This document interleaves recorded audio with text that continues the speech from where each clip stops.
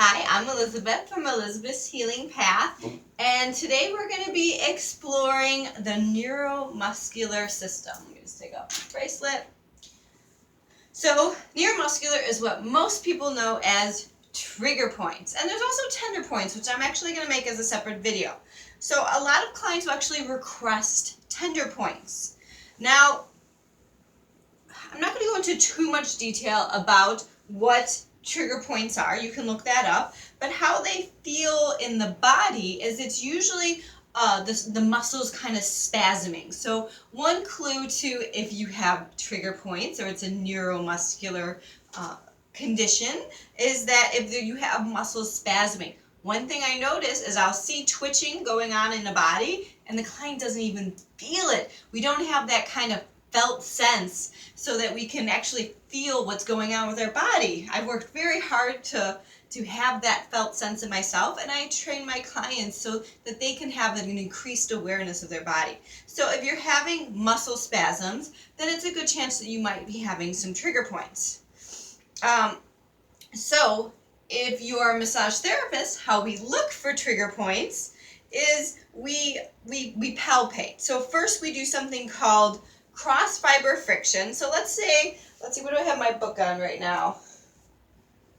Some of the erector spinae group open right now. So first thing we do is kind of do a cross fiber friction. I'm gonna get some oil. Not too much though, cross fiber friction. Now normally you would still do the regular massage,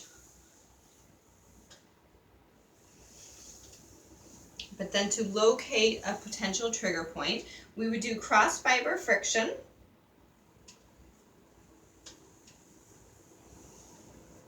And what that does is it'll help you find a taut band.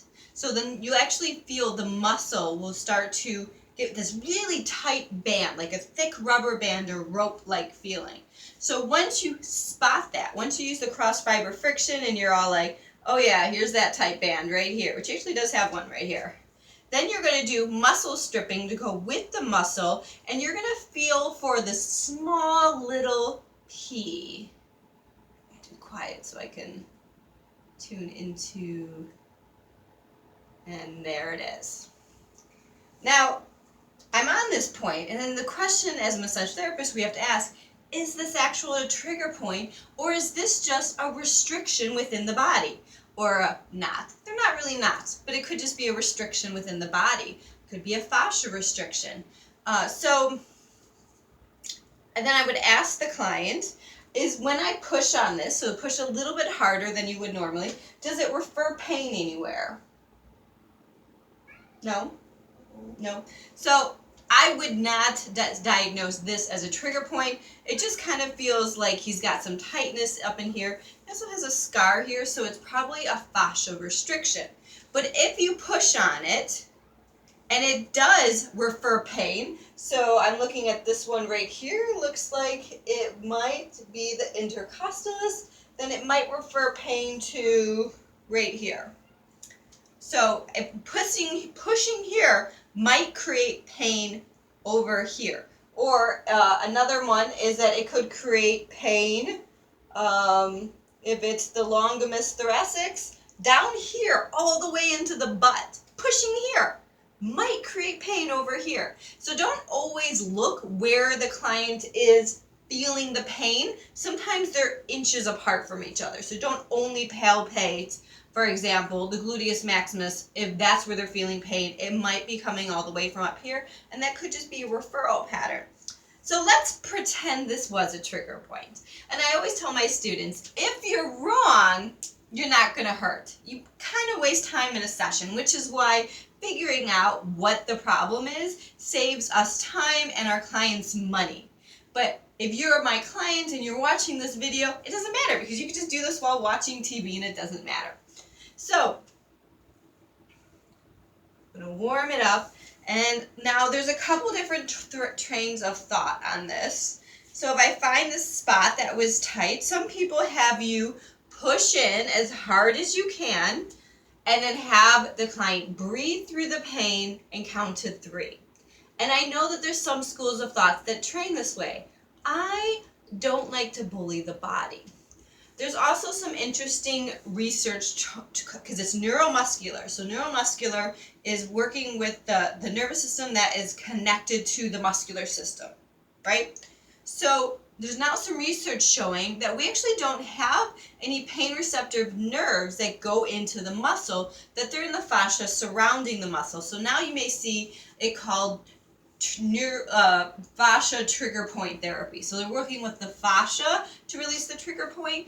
There's so much controversy around trigger points. I don't want you to get caught up in that. I want you to feel like, what's going to give my clients results? What do they like while they're on the table? What actually helps? So play around with it, explore. So if I'm going with this fascia way, I'm going to find it. I'm going down to the barrier. I'm not bullying. I'm not pushing so hard. Usually this is enough pressure though to still refer the pain. But I'm not going like, oh, how far can I go? I'm going to drop an elbow onto this. Now you're going to sit there and hold this for at least 5 minutes. You might get away with 3. And if it's really intense and they're still getting referral pain while you're pushing on it, then hold it as long as that's still there. That it's not going to hurt them. And it may actually really help them. So, having feedback with your client is important. Don't just assume it's referring somewhere because you feel a restriction and you're assuming it's a trigger point. Now, the good thing about doing the myofascial method is if it's not a trigger point and it's a fascia restriction, you're still treating it the same way. If I found, like I said, I feel like this is more of a fascia restriction because it's not referring anywhere, I would still use a gentle compression going to the barrier, waiting for it to melt. You get deeper and deeper into the body as it melts away. And it's the same exact method, which is kind of nice, right? So whether or not it's a trigger point or not, because if it's a fascia restriction, you push in as hard as you can and have them count to 3. If it's a fascia restriction, you're doing nothing. You're not helping the situation. So that's how I treat trigger points. Now, what is a way that you can find out if it actually is a trigger point or if it's a fascia restriction? Now, we're in the torso right now, so it's kind of hard to do that. But let's say I'm working on the arm. And I'm going to breathe. Let me check pecs-wise. That's a nice one to check. So I'm going to support the shoulder. You can relax down. I can hold you up your arm. It's not heavy. There you go. And we're going to go into a pec stretch. Now here's the barrier, and if I was working with the fascia, I might hold this for a little bit long before I test it. I'm going to have you bring your arm down to the floor, so push up against me. So yeah, 1, 2, 3, 4, 5, and then relax, and then see how much farther it goes. You can see we went 6 inches more. So to me that might be like, hey, maybe there's a trigger point within his pectoralis muscle that needs to be addressed because there was such a huge shift within that range of motion. And I've had clients where I do that test and they don't get any farther. So that's one way to kind of see it, because if it's a fascia restriction, usually it doesn't respond that way. It wants to be held for a longer period of time before you'll get more movement in there. So now what to do if you're a client, third one. So I like these guys. So there's a couple other things with trigger points. Now let's say we still have this trigger point right here. Let's pretend I found one. If you're a student, just pretend you found one. If you can't find one, I do not find them on everybody. This is a cup, and you can use any cup, but these guys in particular are pretty fierce. They've got a magnet in them. So I find the only reason I like using these guys is for trigger point. And this is what I do self-care wise. I'm less likely to do it on a client. Now, as the suction happens, are you doing okay? Mm-hmm. Okay. As the suction happens, the magnet is right at the tip. So it's suctioning up, really driving that pointy magnet into that trigger point. So I actually find this is also a great way to treat trigger point. And while it's on, I can be doing something else. Still watching it, looking at color, making sure they're all good. But these guys are kind of cool when it comes to trigger point. Now, something else also I recently tried that's out of the scope of massage therapists is some chiropractors and acupuncturists do something called dry needling. I didn't think it was fun, but I have some clients who love it. they find the trigger point. I don't think they actually called it a trigger point, but they saw the charts and it was a trigger point chart. They find the trigger point that's referring pain. They stick an acupuncture needle in there, which does not hurt in any way. And then I think they wiggle it around. And it's an interesting technique. For me, it's something I would only do if nothing else was working. But you have to see what resonates with your body. So I would much rather have a nice, chill 5 minutes hanging out than having a needle moved around. So that's dry needling, out of the scope of a massage therapist, but also works with trigger points. So what to do if you have your own trigger point? Either way, I highly recommend you get a chart. This one is the Trail Guides of the Body, quick references of trigger points. You can buy the PDF version and print it out like I did.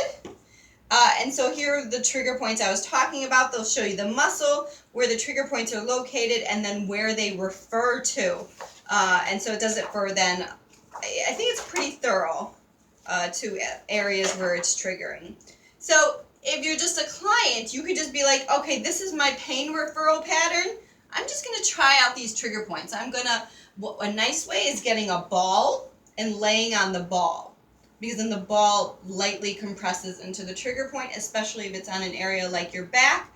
Otherwise, you can also have a loved one or a family member, or if it's on the front of your body, you can do it yourself. So having a trigger point book, if you think it's a trigger point, is very helpful. Did I skip anything? I think that's all I want to say about trigger points. It's mostly, for the massage therapist, just palpating the body to try and find them and paying attention to if it's a trigger point. There's generally a referral pattern. So pushing here, pain here, pushing here, pain here. It's not, sometimes it's on the same spot, but not always. So that is trigger point therapy. Okay, stick around. We're going to be doing tender points in the next video.